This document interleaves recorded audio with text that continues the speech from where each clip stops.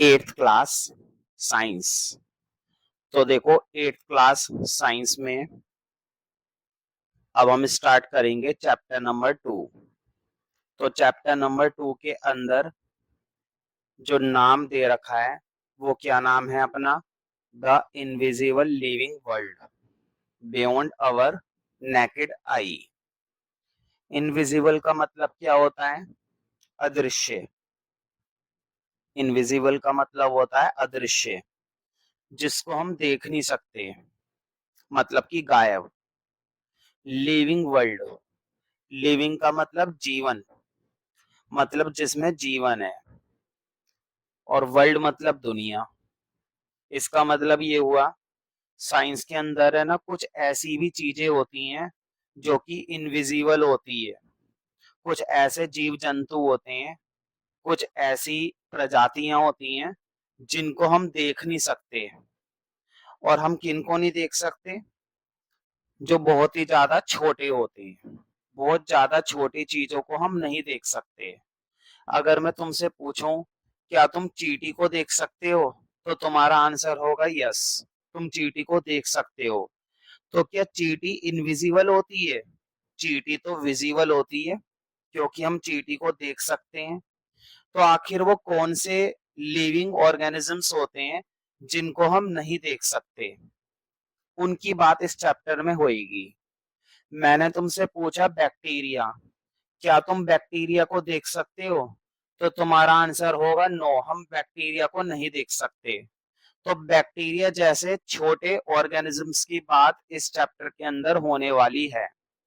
Amoeba, amoeba का नाम सुना होगा तुमने साइंस में। अमीवा एक ऐसा जीव होता है, अमीवा एक ऐसा ऑर्गेनिज्म होता है जिसको तुम नहीं देख सकते। तो क्वेश्चन ये है कि जब हम इन ऑर्गेनिजम्स को देख ही नहीं सकते तो इनका पता कैसे लगता है? हम इनके बारे में पता कैसे लगाते हैं जिनको हम अपनी आंखों से नहीं देख सकते? तो चैप्टर के अंदर उस चीज के बारे में भी बताया जाएगा जिसकी मदद से हम इन ऑर्गेनिजम्स को देख सकते हैं। एक इंस्ट्रूमेंट होता है जिसका नाम होता है माइक्रोस्कोप। माइक्रोस्कोप का यही काम होता है, जो छोटे छोटे ऑर्गेनिजम्स होते हैं, जो छोटे छोटे जीव जंतु होते हैं, उनको माइक्रोस्कोप की हेल्प से देख सकते हैं। इसमें क्या होता है? Bacteria, amoeba, paramecium, Plasmodium, fungi, spores, और भी बहुत सारे तरह के छोटे छोटे ऑर्गेनिजम्स होते हैं जिनको हम माइक्रोस्कोप की मदद लेकर देख सकते हैं। मैं कुछ छोटे सूक्ष्म ऑर्गेनिजम्स को तो मैं दिखाता हूँ। तो देखो स्क्रीन पर ये अलग अलग तरह के ऑर्गेनिजम्स तुम्हें दिखाई दे रहे होंगे। कुछ के बारे में तुम्हें पहले से ही मालूम है, और कुछ के बारे में तुमने कभी देखा भी नहीं होगा ना सुना होगा। दिखते तो ये वैसे भी है नहीं। जैसे कि मैं तुम्हें छोटे हिसाब से समझाता हूँ थोड़ा। तो देखो जैसे कि मैंने कुछ ऑर्गेनिज्म की पिक गूगल पे से निकाली है, तो तुम देख सकते हो इस वाले डायग्राम के अंदर हमारे पास दो तीन तरह के ऑर्गेनिजम्स हैं। इसमें हमें दो तीन तरह के ऑर्गेनिजम्स दिखाई दे रहे हैं। और ये देखो इसमें तुम्हें दो तीन तरह के ऑर्गेनिजम्स दिखाई दे रहे हैं।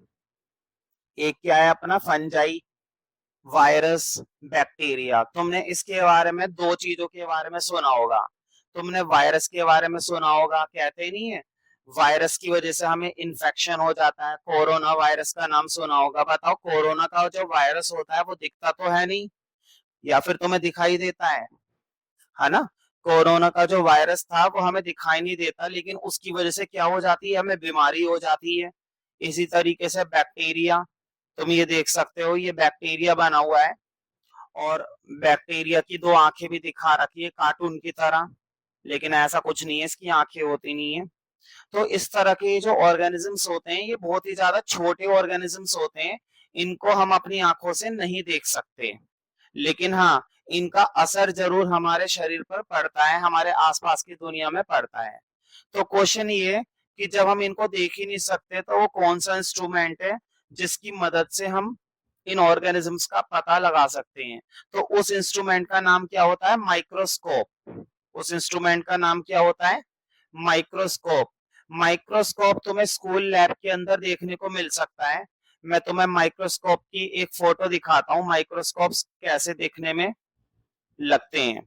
तो इस तरह का इंस्ट्रूमेंट तुमने देखा ही होगा अक्सर, इसे कहते हैं माइक्रोस्कोप। दो तीन तरह के माइक्रोस्कोप होते हैं, एक लाइट माइक्रोस्कोप होता है और एक इलेक्ट्रॉन माइक्रोस्कोप होता है। ये थोड़े से महंगे आते हैं। इस इंस्ट्रूमेंट की मदद से तुम किसी भी तरह के छोटे से छोटे ऑर्गेनिज्म को देख सकते हो, कोई दिक्कत नहीं आती है। और अगर तुम एक्सपेरिमेंट करने के लिए घर पर भी रखो इस इंस्ट्रूमेंट को, तो तुम इसका इस्तेमाल करके छोटे से छोटे ऑर्गेनिज्म को देख सकते हो और चीजों को पता लगा सकते हो।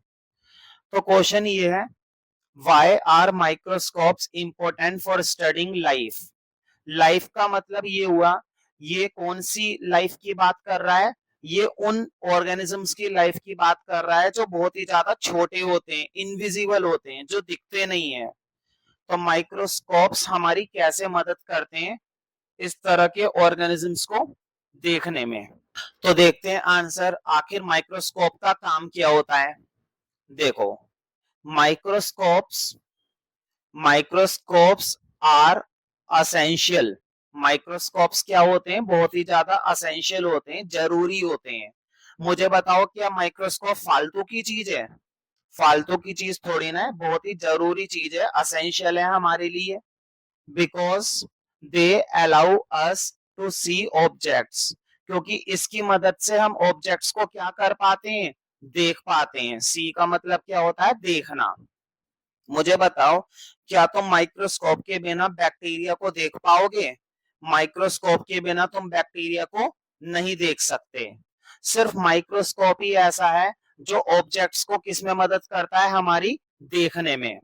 जैसे कि अगर तुम्हें अमीबा का पता लगाना है, पैरामीशियम का पता लगाना है, तो तुम्हें सिर्फ किसकी मदद लेनी पड़ेगी, माइक्रोस्कोप की।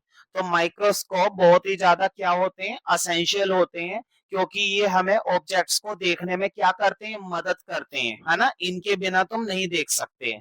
चींटी के लिए तो तुम्हें माइक्रोस्कोप की जरूरत नहीं पड़ती, मक्खी के लिए जरूरत नहीं पड़ती, कॉकरोच के लिए जरूरत नहीं पड़ती, क्योंकि ये इनविजिबल नहीं है, ये विजिबल है। ये बिना माइक्रोस्कोप के देखे जा सकते हैं। And organisms such as cells and bacteria. तुम्हें मालूम है, हमारे शरीर को चलाने के लिए सेल्स की जरूरत पड़ती है। जैसे कि एक रिमोट होता है, रिमोट के अंदर सेल्स का इस्तेमाल किया जाता है ना, सेल का इस्तेमाल किया जाता है, तभी तो एक टीवी का रिमोट काम करता है। बिल्कुल इसी तरीके से हमारी बॉडी के अंदर भी ना अलग अलग तरह के सेल्स होते हैं, जिसकी मदद से हमारा शरीर चल पाता है। तो बताओ, क्या वो सेल तुम्हें दिखाई देते हैं?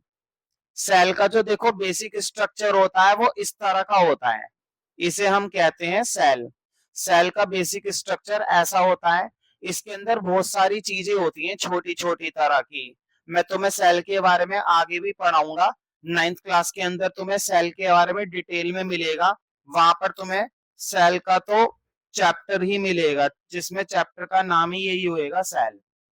तो फिलहाल तो सेल के बारे में इतना सा जानो कि सेल भी कैसा होता है। सेल भी हमारा कैसा होता है, माइक्रोस्कोपिक। तुम इसे बिना माइक्रोस्कोप के नहीं देख सकते। जैसे कि तुम्हारी स्किन होती है ना, शरीर की जो खाल होती है, चमड़ी, इसके अंदर भी क्या होते हैं, सेल होते हैं। लेकिन तुम्हें स्किन तो दिखती है, चमड़ी तो दिखती है, लेकिन क्या उसके अंदर के सेल्स दिखते हैं तुम्हें? तुम्हें उसके अंदर के सेल्स नहीं दिखते। अगर तुम्हें सेल्स का पता लगाना है, स्किन के अंदर कैसे सेल्स हैं, तो तुम्हें फिर से किसका इस्तेमाल करना पड़ेगा, माइक्रोस्कोप का। अगर मैं तुम्हें कहूं कि तुम्हारे गाल के अंदर भी सेल है, गाल जो चिक होते हैं, हमारे जो चिक्स होते हैं, इनके अंदर भी सेल्स पाए जाते हैं, तो तुम्हें उसके लिए भी किसकी मदद लेनी पड़ेगी, माइक्रोस्कोप की। फिर आ गया बैक्टीरिया। तो भाई बैक्टीरिया का तो मैंने शुरुआत से ही बताया है, बैक्टीरिया तो तुम बिना सेल के बिना माइक्रोस्कोप के देख ही नहीं सकते। That are too small to be seen with the naked eye. तुम इस ये इतने ज्यादा छोटे होते हैं, इतने ज्यादा छोटे होते हैं कि तुम इनको खुली आंखों से देख ही नहीं सकते। मतलब तुम इनको आंखों के हेल्प लेकर देख ही नहीं सकते जब तक कि तुम माइक्रोस्कोप की मदद ना लो। तो माइक्रोस्कोप बहुत ही ज्यादा क्या होता है, जरूरी होता है। महंगे भी आते हैं ये, 10,000, 20,000, 50,000 का माइक्रोस्कोप अगर तुम्हें खरीदना है तो तुम बाजार से खरीद सकते हो और हर तरह के सेल का पता लगा सकते हो। लेकिन माइक्रोस्कोप के साथ साथ तुम्हें और भी चीजें खरीदनी पड़ती हैं, तभी ये माइक्रोस्कोप काम करता है। आगे देखो क्या लिखा हुआ है, this helps scientist understand the structure. इसकी मदद से साइंटिस्ट को हेल्प मिलती है। क्या मिलती है? हेल्प मिलती है। किस चीज के लिए हेल्प मिलती है? मुझे बताओ, बैक्टीरिया कैसा दिखाई देता है? बैक्टीरिया की जो शेप होती है वो कैसी दिखाई देती है, उसका स्ट्रक्चर कैसा दिखाई देता है, ये सारी चीजें हमें तभी तो पता चलेंगी जब हम उसको माइक्रोस्कोप में देख पाएंगे। जैसे कि किसी इंसान की शेप कैसी है वो तो हमें देखकर पता चल जाती है, लेकिन बैक्टीरिया कैसा दिखता है, अमीबा कैसा दिखता है, पैरामीशियम कैसा दिखता है, उनकी शेप्स के बारे में कैसे पता चलता है हमें? With the help of microscope. जब तुम माइक्रोस्कोप का इस्तेमाल करते हो तभी तुम बैक्टीरिया की शेप का पता लगा सकते हो। तो देखो मैंने स्क्रीन पर तुम्हारे लिए क्या निकाला है, अमीबा। अब बताओ अमीबा की शेप कितनी अजीब सी है। और ये वाला जो डायग्राम है, ये वाला डायग्राम, ये डायग्राम देख रहे हो, ये रियल अमीबा है। ये हाथ से बनाया गया है, ठीक है, ये इमेज बनाई गई है और ये रियल इमेज है अमीबा की। पानी के अंदर होता है ये ज्यादातर पानी के अंदर पाया जाता है, साफ पानी में पाया जाता है। ये एक तरीके का प्रोटोजोआ होता है। अगर अमीबा गलती से पानी की वजह से हमारे शरीर में घुस जाए तो बहुत तकलीफ करता है। भले ये दिखाई नहीं देता है, लेकिन इसका जो असर हमारे शरीर में पड़ेगा वो तुम्हें पूरा दिखाई देगा। तो ये होता है अमीबा, और ये रियल इमेज है अमीबा की। ये वाली जो इमेज दिखाई गई है ये पानी के अंदर रियल इमेज होती है। अब पानी के अंदर तुम्हें दिखाई तो देगा नहीं, लेकिन माइक्रोस्कोप में तुम इसका स्ट्रक्चर देख सकते हो। तो किसकी वजह से हमें ये स्ट्रक्चर पता चल पा रहे हैं? ये सभी स्ट्रक्चर हमें किसकी मदद से पता चल पा रहे हैं भाई? माइक्रोस्कोप की हेल्प से। क्योंकि तुम्हारे पास माइक्रोस्कोप होता है तभी तुम इसकी मदद से ये सारे स्ट्रक्चर्स का पता लगा पाते हो। ठीक है, तो बताओ क्या माइक्रोस्कोप्स इंपॉर्टेंट है या नहीं है? भाई बहुत इंपॉर्टेंट है microscope. This helps a scientist understand the structure and function of living organisms. तो जितने भी लिविंग ऑर्गेनिजम्स होते हैं उनके स्ट्रक्चर का और उनके फंक्शन का हमें किसकी मदद से पता चल जाता है? माइक्रोस्कोप की हेल्प से। अब ये जो अमीबा होता है या फिर ये जो बैक्टीरिया हो गया या फिर ये जो सेल्स हो गए, ये कैसे काम करते हैं, कैसे मूव करते हैं, ये भी हमें कौन बता देता है? माइक्रोस्कोप। थोड़ा बहुत फंक्शन का हमें माइक्रोस्कोप से पता चल जाता है। तो क्या तुम्हें क्वेश्चन नंबर 1 अच्छे से समझ में आ गया ना? अब हम स्टार्ट करते हैं क्वेश्चन नंबर 2। तो इसका मतलब ये हुआ कि माइक्रोस्कोप से तुम किसी भी तरह के सेल्स का पता लगा सकते हो। ठीक है, माइक्रोस्कोप की मदद से किसी भी तरह के सेल का पता लगा सकते हो, चाहे वो प्लांट सेल हो, चाहे वो एनिमल सेल हो, चाहे वो अमीबा हो, चाहे वो बैक्टीरिया हो। बताओ इस तरह से क्लास अच्छे से समझ में आ रही है ना तुम्हें? एग्जैक्टली क्या दिखाई दे रहे हैं डायग्राम। जितना ज्यादा देखोगे उतना ज्यादा क्या करोगे? सीखोगे, सीधी सी बात है। जितना ज्यादा हम देखते हैं उतना ज्यादा हम क्या कर पाते हैं? सीख पाते हैं। ठीक है, मैं ये समझता हूँ ये एक अच्छा तरीका है पढ़ाई करने का, जिसकी मदद से तुम इमेज में देख देख कर चीजों को और भी ज्यादा अच्छे से समझ पा रहे हो। तो देखो अब हम आ जाते हैं अपने सेकंड क्वेश्चन पर। What are the 3 essential features present in almost all cells? ये कह रहा है जितने भी सेल्स होते हैं, मुझे बताओ हमारे शरीर के अंदर भी क्या होते हैं? सेल्स होते हैं। चींटी के अंदर भी क्या होते हैं? सेल्स होते हैं। प्लांट के अंदर भी क्या होते हैं भाई? सेल्स होते हैं। एनिमल के अंदर भी क्या होते हैं? सेल होते हैं। बैक्टीरिया में भी क्या होता है? सेल होता है। जितने भी लिविंग ऑर्गेनिजम्स होते हैं, तो सेल्स के अंदर जितने भी लिविंग ऑर्गेनिजम्स होते हैं उन सभी के अंदर क्या होता है? सेल होता है। अब क्वेश्चन ये है कि वो कौन सी खासियत है? 3 खासियत। कितनी खासियत पूछिए? 3 खासियत। वो 3 खासियत बताओ जो सेल्स के अंदर प्रेजेंट होती है। ये तो पता चल गया कि हर एक शरीर के अंदर क्या होता है, सेल होता है, लेकिन सेल के अंदर क्या होता है ये पता लगाना है हमें। सेल के अंदर क्या प्रेजेंट होता है, वो कौन सी 3 खासियत होती है जो सेल के अंदर प्रेजेंट होती है। तो देखो सेल के अंदर है ना मोटा मोटी 3 चीजें होती हैं। सेल के अंदर मोटा मोटी क्या चीजें होती हैं, 3 चीजें होती हैं।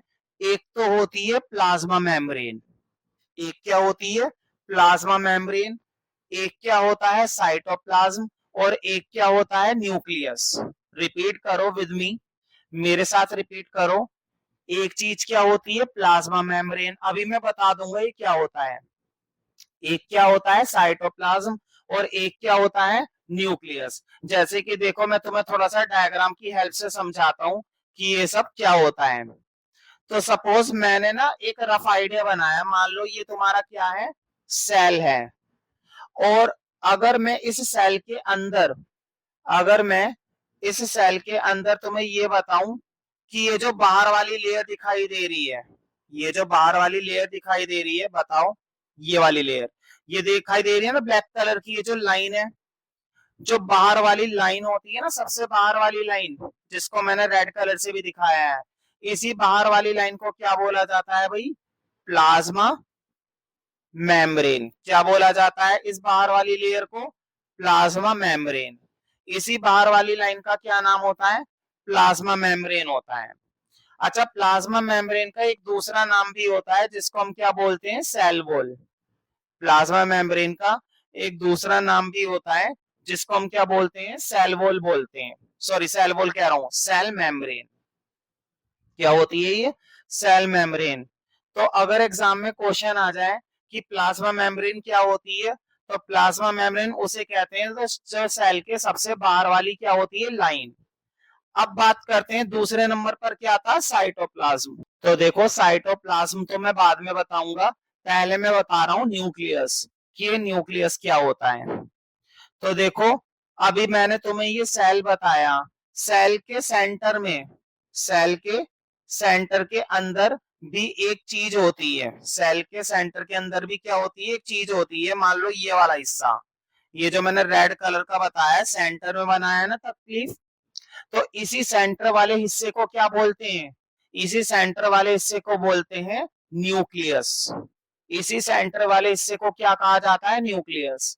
तो मुझे बताओ सबसे बाहर वाली परत क्या होती है, सेल के सबसे बाहर वाली परत क्या होती है, प्लाज्मा मेम्ब्रेन। और सेंटर वाली चीज क्या होती है, न्यूक्लियस। अब बताओ ये जो बाकी का सारा एरिया बचा है, ये वाला एरिया, बाकी का ये जो सारा एरिया बच गया जिसको मैंने कौन से कलर से दिखा दिया, ब्लू कलर से, जिसको मैंने ब्लू कलर से दिखाया है, इस ब्लू वाले कलर का नाम होता है साइटोप्लाज्म। बिल्कुल बीच का हिस्सा क्या कहलाएगा, न्यूक्लियस। साइडों का हिस्सा क्या कहलाएगा, साइटोप्लाज्म। और ये जो बाहर वाला हिस्सा मैंने बना दिया, ये जो बाहर वाला हिस्सा मैंने बना दिया, जिसको मैं कौन से कलर से दिखाने वाला हूं, जिसको मैं येलो कलर से दिखाने वाला हूं, ये क्या कहलाता है, प्लाज्मा मेम्ब्रेन। तो बताओ हर एक सेल के अंदर कितनी चीजें देखने को मिलती हैं, 3 चीजें।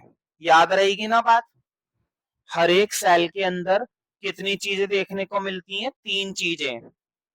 एक होती है अपनी प्लाज्मा मेम्ब्रेन, सबसे बाहर वाली लाइन, एक होता है साइटोप्लाज्म, अंदर वाला हिस्सा, और एक होता है न्यूक्लियस। एक क्या होता है, न्यूक्लियस, जो कि सेल के बीचों बीच होता है, जो कि सेल के कहां पर होता है, बीचों बीच होता है, तो उसको हम कहते हैं न्यूक्लियस। अब हम क्वेश्चन नंबर 3 पर आ जाते हैं। तो मुझे बताओ, मैंने एक बात तुम्हें अच्छे से याद करा दी कि चाहे ऑर्गेनिज्म प्लांट हो, चाहे ऑर्गेनिज्म एनिमल हो, चाहे ऑर्गेनिज्म प्लांट हो, चाहे ऑर्गेनिज्म एनिमल हो, सेल तो सब में होता है। प्लांट के अंदर भी सेल होता है कि नहीं, और एनिमल के अंदर भी क्या होता है, सेल होता है। प्लांट के अंदर भी सेल होता है, एनिमल के अंदर भी सेल होता है। तुम्हें एक बात मालूम है कि ये जो प्लांट सेल होते हैं, उनमें थोड़ा सा फर्क होता है एनिमल सेल के मुकाबले। सोच कर देखो, प्लांट में और एनिमल में फर्क नहीं होता, तो क्या उनके सेल में फर्क होगा या नहीं होगा? भाई प्लांट में और एनिमल में फर्क होता है, तो क्या उनके सेल में फर्क नहीं होगा? उनके सेल में भी फर्क होता है। प्लांट सेल के अंदर कुछ चीजें अलग होती हैं और एनिमल सेल के अंदर कुछ चीजें अलग होती हैं। अभी अभी मैंने बताया कि ये जो मैंने पीली वाली लाइन बताई थी, इसको क्या बोलते हैं? Plasma membrane. इसको क्या बोला जाता है भाई? Plasma membrane. ठीक है। अब तुम्हें मैं एक बात बताऊं, प्लाज्मा मेम्ब्रेन वाली जो खासियत है वो प्लांट सेल और एनिमल सेल दोनों में होती है। प्लाज्मा मेम्ब्रेन दोनों के अंदर पाई जाती है, प्लांट सेल में भी और एनिमल सेल में भी। लेकिन प्लांट सेल के अंदर एक खासियत और पाई जाती है। बताओ, उसके अंदर एक लाइन और होती है, जिस लाइन को मैंने कौन से कलर से दिखाया है? चॉकलेटी कलर से। मुझे बताओ, प्लांट सेल के अंदर कितनी लाइनें होती हैं? दो लाइनें। एक होती है प्लाज्मा मेम्ब्रेन और एक होती है सेल वॉल। क्या होती है? देखो क्या शब्द लिखा हुआ है, सेल वॉल। इसका मतलब ये हुआ कि प्लांट सेल के अंदर एक लाइन एक्स्ट्रा होती है जिसको मैं सेल वॉल बोलता हूं। ये सिर्फ प्लांट में होती है। ये सिर्फ किस में होती है? प्लांट में होती है, एनिमल में नहीं होती। अगर एग्जाम में क्वेश्चन आ जाए कि वो कौन सी खासियत है जो सिर्फ प्लांट सेल में पाई जाती है, तो तुम्हें मैंने बता दिया है, प्लांट सेल के अंदर एक चीज एक्स्ट्रा होती है जिसका नाम होता है सेल वॉल। तो क्वेश्चन यही पूछ रहा था कि वो दो डिफरेंस बताओ जो प्लांट सेल और एनिमल सेल में होते हैं। तो देखो, एनिमल सेल के अंदर सेल वॉल नहीं होती, ये सेल वॉल सिर्फ किस में होती है? ये सेल वॉल किस में होती है? प्लांट सेल में। देखो, plant cells have a rigid cell wall. Plant cell का मतलब ये होता है कि ये रिजिड सेल वॉल होती है। रिजिड का मतलब होता है बहुत ही ज्यादा हार्ड, सख्त। जैसे कोकोनट देखा है, नारियल। बताओ, नारियल के ऊपर का जो छिलका होता है, लकड़ी जैसा छिलका जो होता है, वो सॉफ्ट होता है, सख्त होता है? वो बहुत ही ज्यादा क्या होता है? सख्त होता है ना। तो अगर मैं कोई वर्ड मीनिंग बता रहा हूं, तो उसका ना हिंदी में वर्ड मीनिंग जरूर लिख लेना। मैं क्लास खत्म होने के बाद वो वर्ड मीनिंग तुमसे क्या कर सकता हूँ? पूछ सकता हूँ। और अगर वो वर्ड मीनिंग तुमने नहीं लिख रखा है और तुम बता भी नहीं पा रहे हो, तो ये अच्छी बात नहीं है, तुम्हारी पिटाई भी हो सकती है। ठीक है। तो प्लांट सेल की जो सेल वॉल होती है, वो सेल वॉल कैसी होती है? रिजिड होती है। रिजिड का मतलब होता है बहुत ही ज्यादा क्या होती है भाई? हार्ड होती है, सख्त होती है, मुलायम नहीं होती। और ये कहां पर होती है? ये सेल मेम्ब्रेन के अंदर होती है या सेल मेम्ब्रेन के बाहर होती है? बताओ, ये सबसे बाहर वाली लेयर है ना भाई, ये सेल वॉल के, ये सेल मेम्ब्रेन के बाहर होती है। तो देखो क्या लिखा हुआ है, आउटसाइड द सेल मेम्ब्रेन। ये सेल मेम्ब्रेन के कहां पर होती है? बाहर होती है।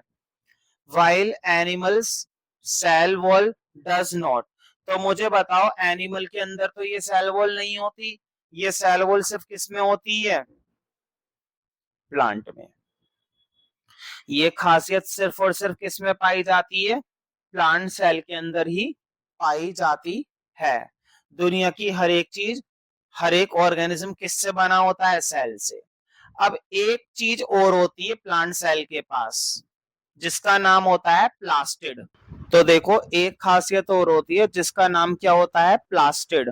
प्लास्टिड भी ऐसी चीज है जो प्लांट सेल में पाई जाती है। मुझे बताओ, जनरली प्लांट में जो पत्तियां होती हैं, प्लांट में जो लीव्स होती हैं, उनका कलर कैसा होता है?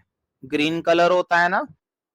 जनरली जो प्लांट की पत्तियां होती हैं, उनका कलर कैसा होता है?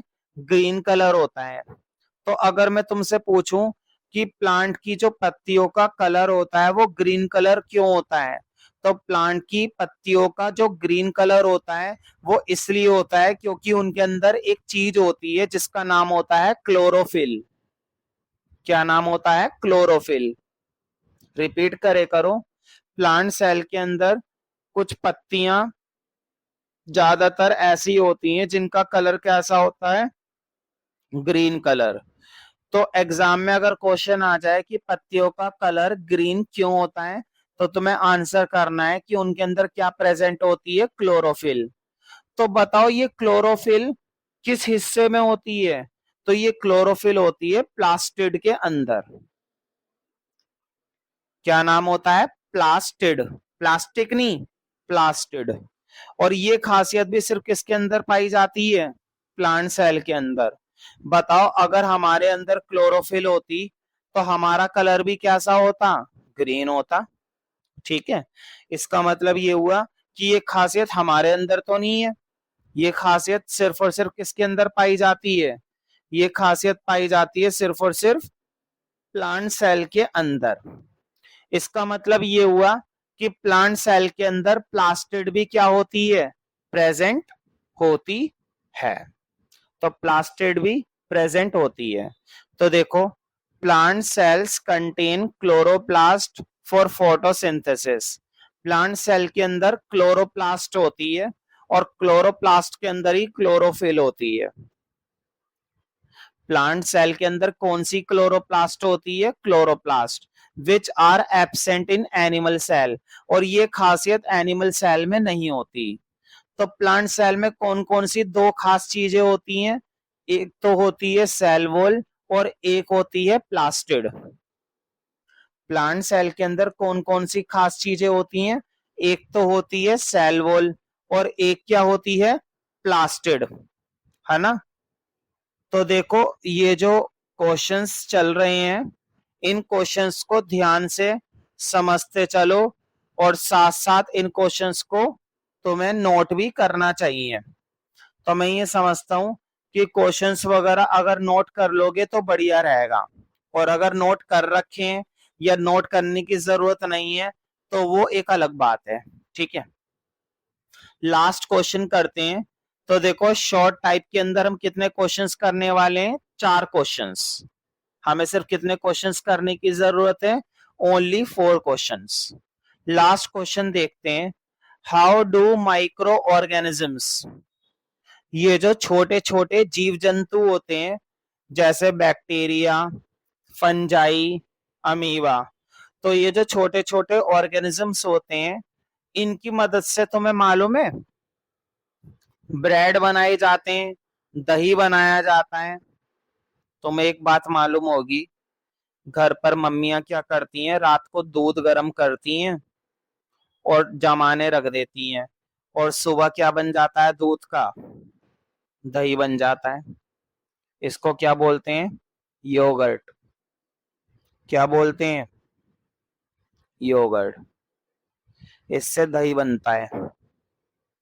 कैसे बना? सोच कर देखो। भाई, रात को तुम्हारी मम्मी ने दूध को गर्म करा, उबाला, और उसके अंदर है ना थोड़ा सा दही डाल दिया, पुराना दही। तुम्हें मालूम है जो पुराना वाला दही होता है उस दही के अंदर है ना एक बैक्टीरिया होता है, जिस बैक्टीरिया का नाम क्या होता है? लैक्टोबैसिलस। अगर एग्जाम में आ जाए उस बैक्टीरिया का नाम बताओ जो दूध से दही बनाने में मदद करता है। अगर एग्जाम में आ जाए उस बैक्टीरिया का नाम बताओ जो दूध को किस में बदल देता है? दही में। तो तुम्हें उस बैक्टीरिया का नाम बताना है बैक्टीरियम लैक्टोबैसिलस। क्या नाम होता है? लैक्टोबैसिलस। ये उस बैक्टीरिया को कहते हैं जो दूध से दही बना देता है। तो मुझे बताओ, ये जो छोटे छोटे, और इसी तरीके से तुमने घर पर ब्रेड वगैरह खाते होंगे, नाश्ते में ब्रेड खाते हो? खाते हो ना नाश्ते में ब्रेड, डबल रोटी नहीं होती ब्रेड वगैरह। तो मैं मालूम है बैक्टीरिया भी मैदा को सड़ाकर बनाई जाती है। मैदा को हम क्या होने देते हैं? फर्मेंट होने देते हैं। फर्मेंट का मतलब होता है सड़ने देते हैं। कितनी हैरानी वाली बात नहीं है? बताओ, तुम सड़ी हुई चीजें खाते हो, और तुम क्या, हम भी खाते हैं, हर एक इंसान खाता है। बताओ, ब्रेड जब हम खा रहे होते हैं तो ब्रेड भी ना फफूंदी लगाकर बनाई जाती है। कौन सा ऑर्गेनिज्म काम आता है इसमें? ईस्ट। ईस्ट एक तरीके की क्या होती है? फंजाई होती है। अगर मैंने तुम्हें ये दिखा दी तो तुम घिन करोगे। तो देखो, थोड़ा सा ईस्ट को देख लेते हैं, दिखने में कैसी लगती है ईस्ट। ये ईस्ट होती है। इसकी मदद से कमर्शियल लेवल पर क्या बनाई जाती है? ब्रेड वगैरह बनाई जाती है। ये इसका माइक्रोस्कोपिक स्ट्रक्चर है। माइक्रोस्कोप के अंदर है ना, ईस्ट ऐसे दिखाई देती है। ये देखो, ईस्ट ये दिखाई दे रहा है, छोटे छोटे अंडे से दिख रहे हैं ना। ये अंडे नहीं है, ये बेसिकली क्या है? ईस्ट है। तो इसकी मदद से क्या तैयार की जाती है? ब्रेड। और दही किसकी मदद से तैयार किया जाता है? बैक्टीरिया का नाम क्या है? लैक्टोबैसिलस। कौन सा बैक्टीरिया है भाई? लैक्टोबैसिलस। तो ईस्ट की मदद से, लैक्टोबैसिलस की मदद से हम ब्रेड वगैरह बनाते हैं, योगर्ट दही वगैरह बनाते हैं। ठीक है, तो अच्छे से इन चारों क्वेश्चंस को प्रॉपर तरीके से समझो, तैयार करो, वर्ड मीनिंग अच्छे से प्रिपेयर करो, लर्निंग करो, कोई भी डाउट होए तो उसको कवर करो।